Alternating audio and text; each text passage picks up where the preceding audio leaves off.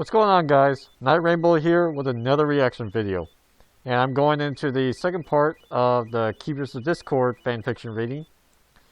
First part was pretty interesting. I'm interested to see what happens, what's going to start happening now.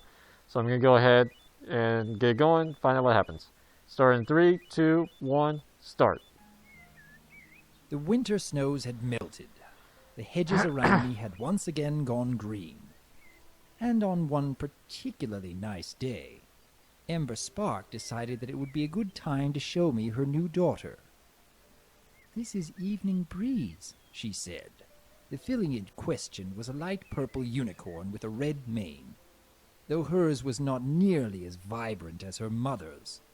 Instead, it was a dull, listless red, completely unflattering, and therefore probably appropriate.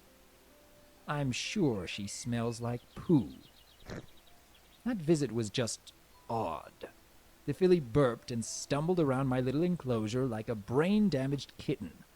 And believe me, if I could have looked away during nursing time, I would have. Even more so during diaper-changing time. Please stop torturing me. Nobody cares about your ugly baby. And yet, Ember proved to be too much of a dullard to pick up on my silent entreaties, and our book that day, read more to the foal than to me, revolved around the attempts of a small rabbit to carry a large carrot back to his burrow for his mommy and daddy rabbit. He ended up having to enlist several other small animals to help him with the enormous root vegetable. There were pictures and everything. Children are boring. One thing, though, I finally got some appreciation for how my face was frozen, because when little Evening Breeze finally focused her dull violet eyes upon me, she let out an unholy squawk of fear and began shrieking at the top of her lungs. No matter what she did, Ember was unable to calm her daughter, so she finally loaded her up into the carriage and took off. Oh, she didn't even say goodbye to me. Another thing happened then. Silence and inactivity only seem boring when that's all you have. When you spend time with little baby ponies, it instead becomes a welcome relief. Good riddance, I thought, after Ember's quickly fleeing and, thanks to the baby, now much wider backside. Please stay away forever. Of course, I had no such luck. The years spun by, and things kept on pretty much the same as always. It took Evening Breeze several years before she was comfortable in my enclosure, and could look at my incredibly handsome face without flinching or hiding behind her mother. Then one day, she simply came up and stared at me, while her mother was trimming the hedges in my enclosure. "I'm not afraid of you," the filly said. "That's because you're too stupid to know any better," I would have liked to inform her. I saw less and less of Evening Breeze after a while, though she'd still occasionally come out and help out her mother. Apparently she was in school or something. Not that I minded. On the occasions that her mother managed to drag her out here, she usually spent the whole time sulking. "She takes after her father," Ember told me one day. "He hates being forced into things he doesn't want to do." My rage could have shattered mountains. Forced into things? How about being stuck as a living statue? Try that on for size. Had I access to even a fraction of my power, I would have likely done something horrible to both of them right then. Turn them into slugs, for example. Or, oh yes, turn Ember into a bird and Breeze into a worm, and let them work out their differences that way. Wow.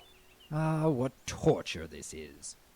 My mouth is frozen, and I must giggle. The first thing I wondered was, why is she wearing black? The second thing I wondered was, why should I care? "My husband passed away last week," Aw. Ember Spark told me eventually, smiling sadly. "Oh, lovely. Now I get to deal with a mare in mourning." There was a marked difference in the routine after that. Over the last couple of decades, Ember had chattered aimlessly about her life and she did her job. But now she was just going through the motions. She barely talked, and she would only wipe down my statue once every 3 days or so. No further sitting in the grass and reading, no singing, no happy talk. Not that I missed any of that, naturally, but she was kind of being a downer. If you aren't going to do it properly, just leave, I thought at her viciously. I can't do this anymore, she said a few days after that. Fine, leave me then. Oh, but fate had a much worse, fate in store for me than just that.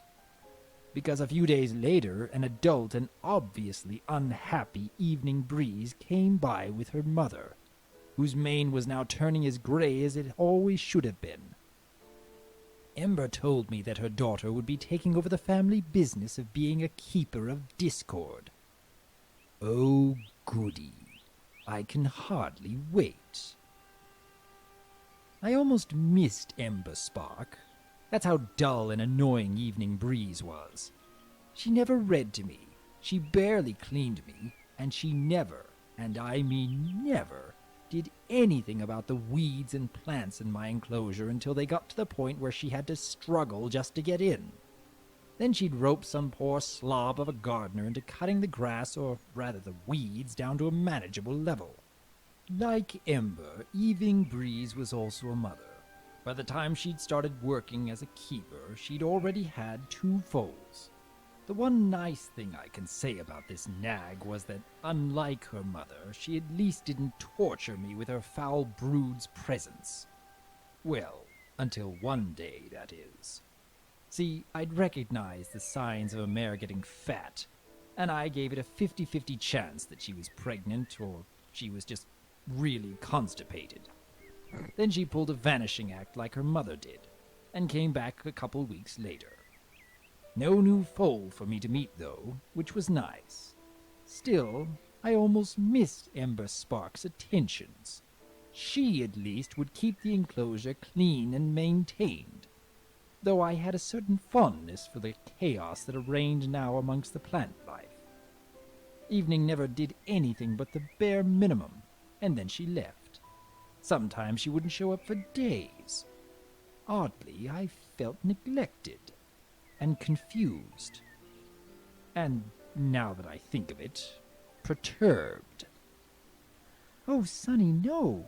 Evening Breeze whined at her daughter, apparently named Sunny Meadows, who was currently engaged in climbing up my draconic back leg.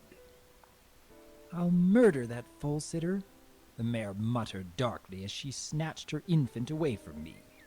The filly in question was a pale green Pegasus, with the wings probably due to her grandfather's genetics, and sporting a vibrant red mane that reminded me of Ember's, except that it was much more alive. It was almost like a fire or a sunrise. It's as if all the color and life that should have gone into Evening Breeze's mane went to her daughter's instead. The filly giggled excitedly as her mother plucked her off of me and deposited her firmly on the ground. I eyed the foal warily, and she eyed me back, sucking idly on a hoof as she did.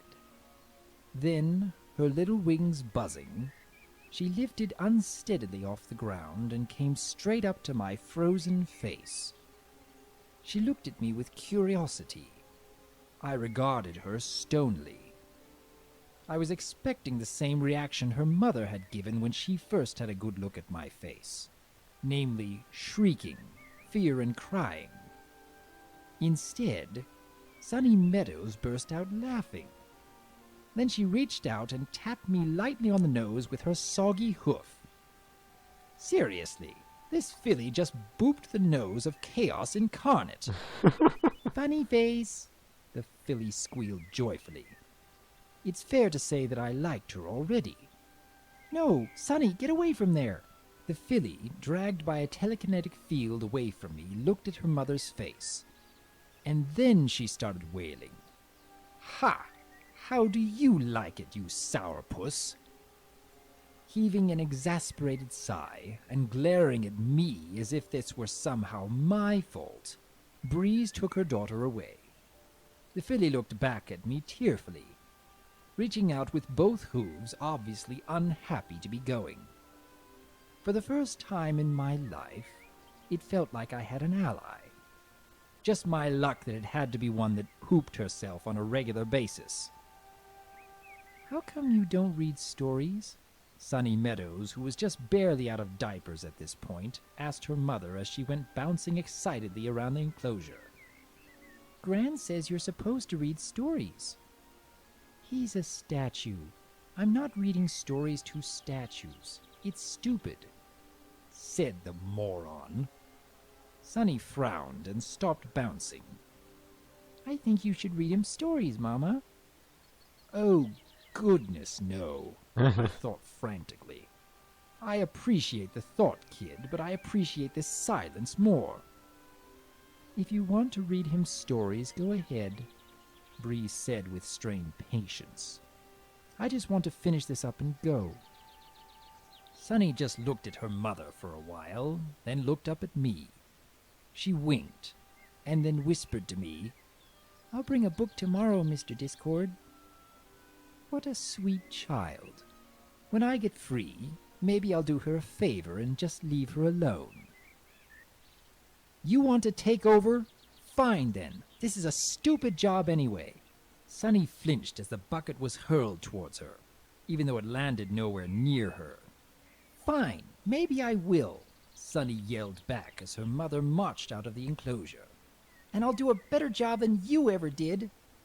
"You do that. Maybe you'll learn how stupid this all is.